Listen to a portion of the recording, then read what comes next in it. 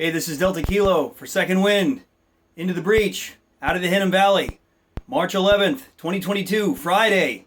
Resuming Episode 3, The Injustice of Justice, Part 4, The Conclusion.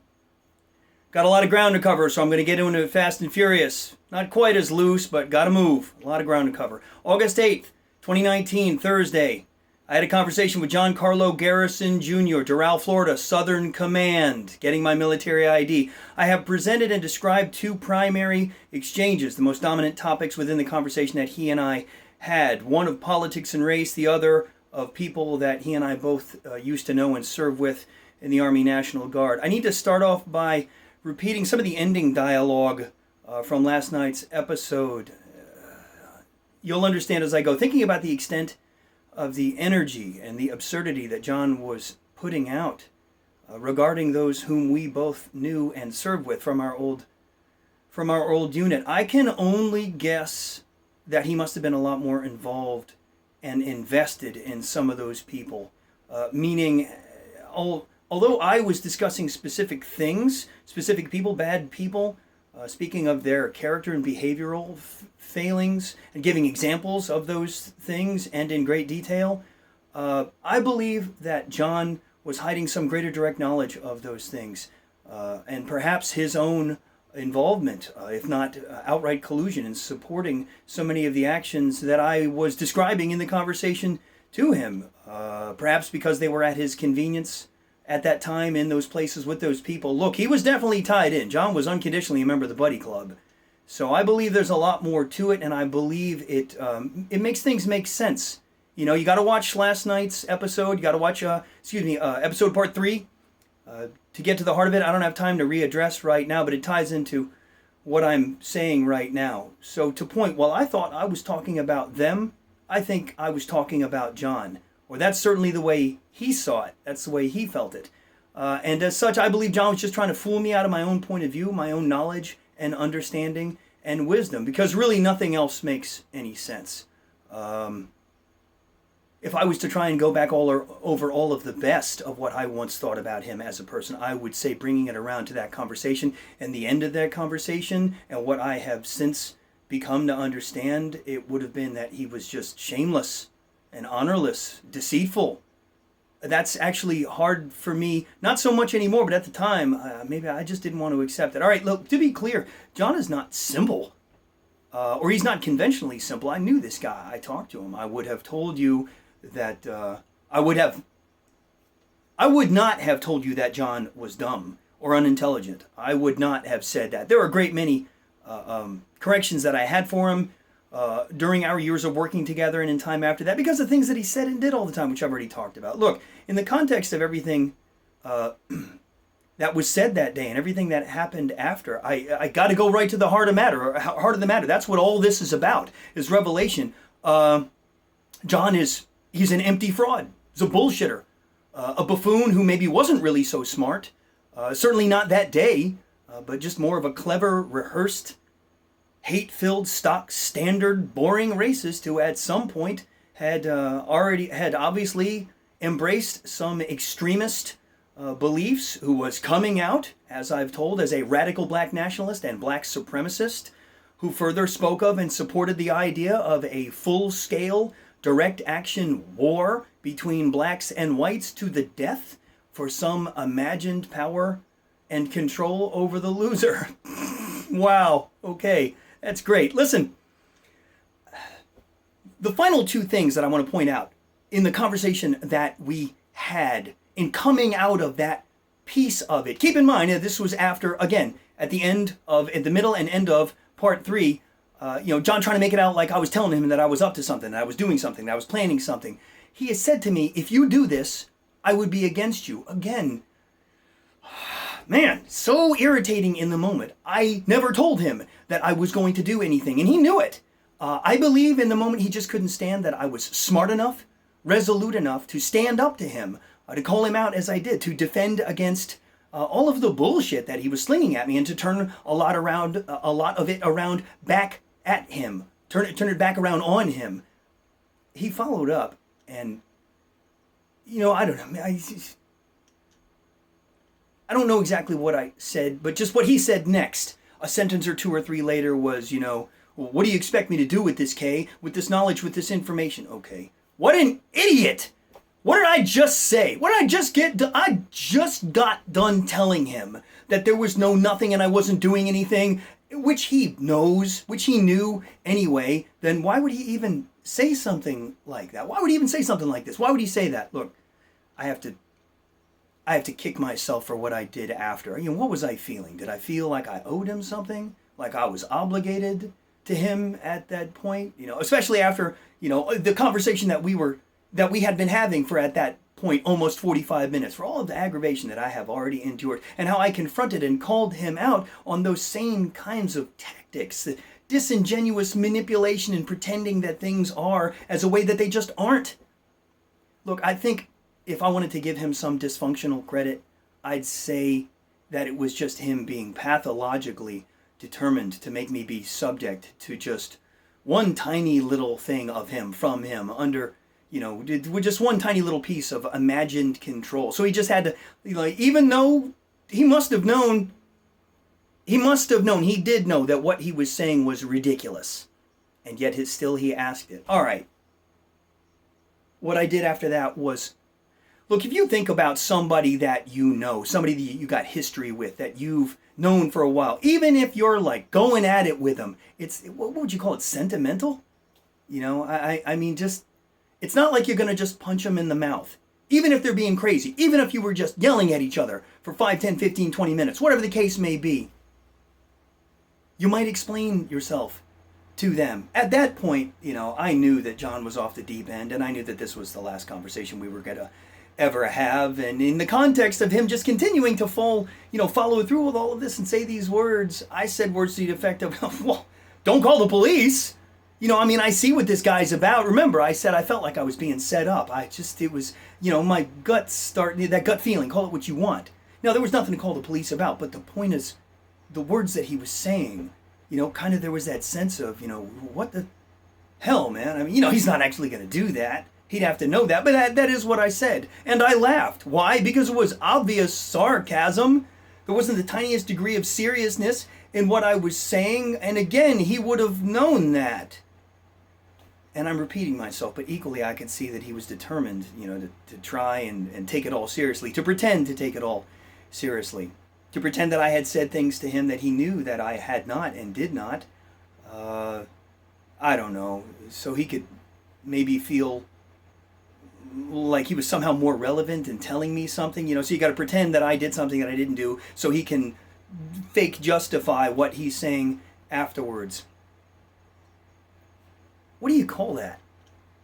What do you call it? This is a guy who knows that he's wrong, but is so pathetically sad, and at that point on that day, shallow in his character, that he, looked at me in that moment, perhaps hoping for some measure of sympathy or pity, hoping that I'd participate in his facade so that he can recover his wounded pride or ego. Weak sauce, John! Weak sauce! Need to work on that, dude. But I go back to something that I reference. My knowing in my heart in that moment that I was never going to talk to this guy ever again. Maybe I was feeling a little sentimental. Or maybe I just, thought, I got nothing to lose. It doesn't matter. All of this is ridiculous. Had some idea about giving a response, saying some words, telling him something. So I had said, look, dude, man, I don't know if something that's not happening, that isn't happening, I don't know what. If something happened in my life and I don't even know what that would be, and somehow, I threw it all away, or I don't even know what, man, and now I've ended up, some of these people that we've talked about, I don't even know how it would happen, they've all converged on me, and in some gun battle in the street or something like that, now they're all trying to kill me, so I'm trying to kill them, and we all kill each other or something. No, well, of course, something like that's going to be all over the news. If such a thing were ever real, it would be all over the news. And I had said, look, man, if it ever happens, John, if I ever go insane and I ever go out and I, commit to this mystery, imaginary mission that you're trying to project off onto me, well, gee whiz, I hope when the investigation begins, I hope you'd say something on my behalf. I hope you would speak of the best of when you knew me, how you knew me as we served together.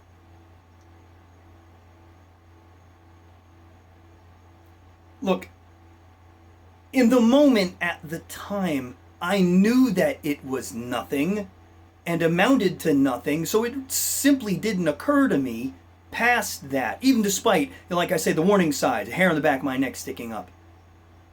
In the moment at the time, I knew that it was nothing and amounted to nothing, so I didn't need to think past that. Regardless of whatever he might have been up to, is him being ridiculous. It's when you're talking to somebody, you know that they know that they're completely full of shit, so they know that they're asking you a complete bullshit question, meaning they know that whatever answer you give them is just as much of bullshit. None of it's serious, none of it's real. We had talked for around 45 minutes at that point. And then we hugged goodbye. You know, as guys do. It, you know, gave him a strong hug. We hugged each other and said, all right, John, you take care of yourself, you know. You have a good life. And I walked away.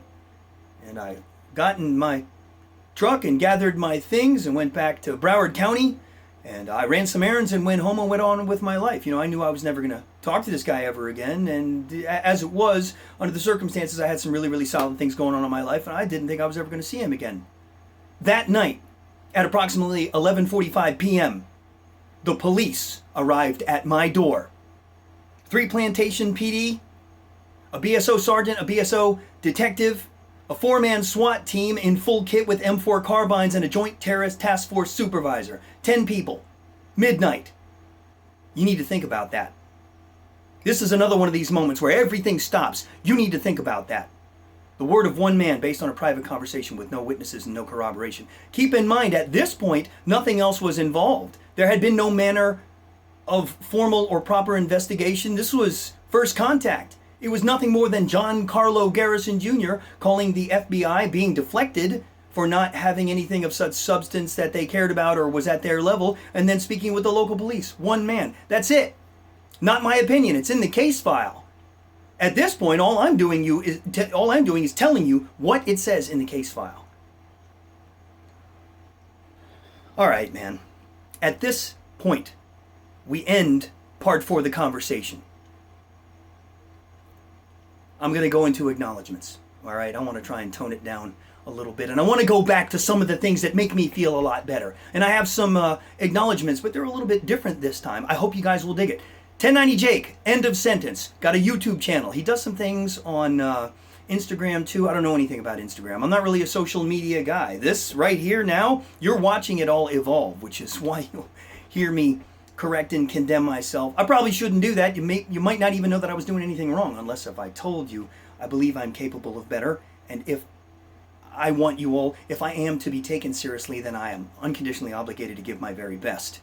Which is why I look so tired, because I am unconditionally applying myself. Look, bottom line, 1090 Jake, stories of his time in incarceration in Florida State Prison, the hard reality. He did 3 years. Any more, look, the content that he has morphed into a different kind of product, but his earliest videos from years ago, you know, were very, very prison-centric, what he went through. Interesting, real, and I recommend them to any of you who have been approached by the police or have people inside or have done time. I watch his videos, and I think he's an interesting dude. Next, Wes Watson, GP Penitentiary Life. I believe the way it's entitled is GP Penitentiary Life, with his name, Wes Watson, in the second part. This guy also did some hard time, 10 years in California State Prison. He dropped some hard wisdom. He's a very, very intense, high-energy guy. Speaks about the journey of finding oneself and getting your character in order while doing time. He uses the word alignment a lot. He puts a lot of material out. And then, he speaks of once you get out in the world as well. He's doing things now. He's successful. He's got some great videos. I totally recommend it. Same thing. Go back a couple of years to his earliest material. Now, to be absolutely clear, I don't know these men. They are not my friends. They don't know me. But they were an absolute resource for me after the cops came at me the first time, and I still follow them. I think they're a great source of information and perspective, and that I needed, and I recommend them. So look them up on YouTube and watch them.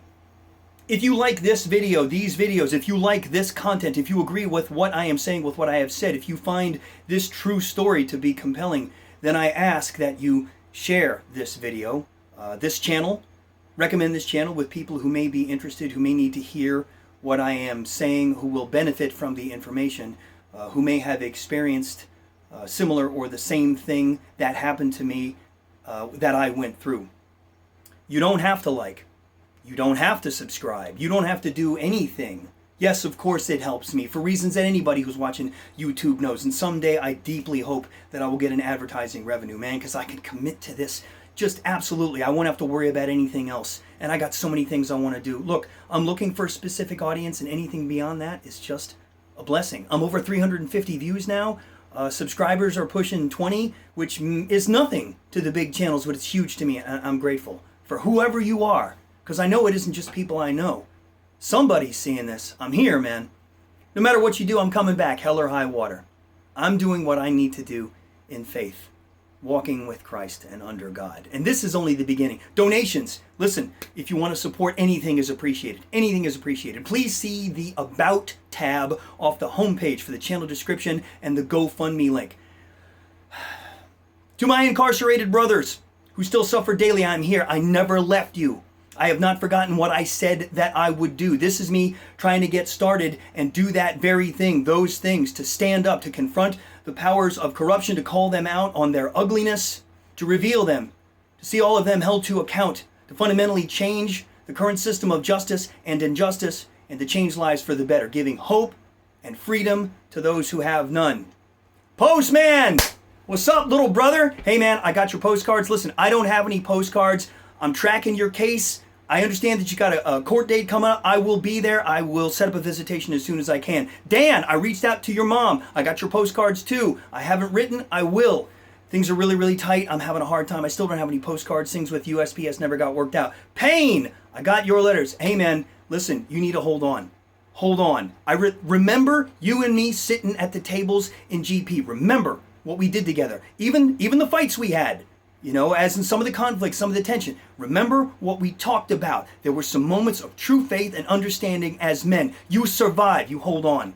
You hold on. I will be reaching out to you. Gordo! Dude, I set something up just for you, Gordo. Look what I still got. After all this time, every single morning, 34-ounce Bubba mug packed full of fresh ground coffee. I came out with these, man, and I hold on to them as a memento. Look, I thought I was walking out to nothing, man. I don't need your coffee anymore, but I appreciate the help that you gave me when I was in. Twin, I heard you got out. Where are you, dude? You know you did less time than me, and you got less probation than me for the charge that you had. If you see these videos, man, there's an email. There's a business email. Write me. Tell me where you are. If you're around Broward County, man, let's sit. I'd like to see you. Shooter, you and I, you're another person I got to speak with. Enough said, man. Your case, my case. I'm still here. I haven't forgotten what you've told me. You're going to hear from me. Steve-O, hey, man, I hope freedom is going well for you. I remember where you are. I'm not saying it. Dude, don't ever get caught up ever again. Stay with your family and your young'uns. Never come back, man. Stay free. All the materials that you gave me when you left, I still got them all. Baby Blood, man, going way back to the beginning. Listen, dude, I know you haven't heard from me in a long, long time. The contact information that you gave me got confiscated. I found you. I'm going to write you. I remember what I offered to you, and that still stands. Me giving you the last 20 years of my life so you can get back the next 20 years of yours. Listen to me, man. You'll never do the full bit. You won't. You'll be out early. You got people who care about you and love you. You will hear from me. Brandon, same message. The number that you gave me was taken in a cell search, but I found you. I know where you are. I see you got a new date. Bro, you're going to hear from me. I'm going to reach out, okay? I'm going to write you a letter. I will contact the facility. I will see what their rules are. Look, man, I'm here. Listen, the picture of you, man, you look hard. You look hard. You look serious. You hang in there. Don't you lose your soul. A couple of more years and you are free. Free! And you and I will speak. Closing. May the Lord bless you and keep you. May his face shine upon you and be gracious to you. May the Lord turn his face towards you and give you peace. This is Delta Kilo for Second Wind, Into the Breach, Out of the Hidden Valley.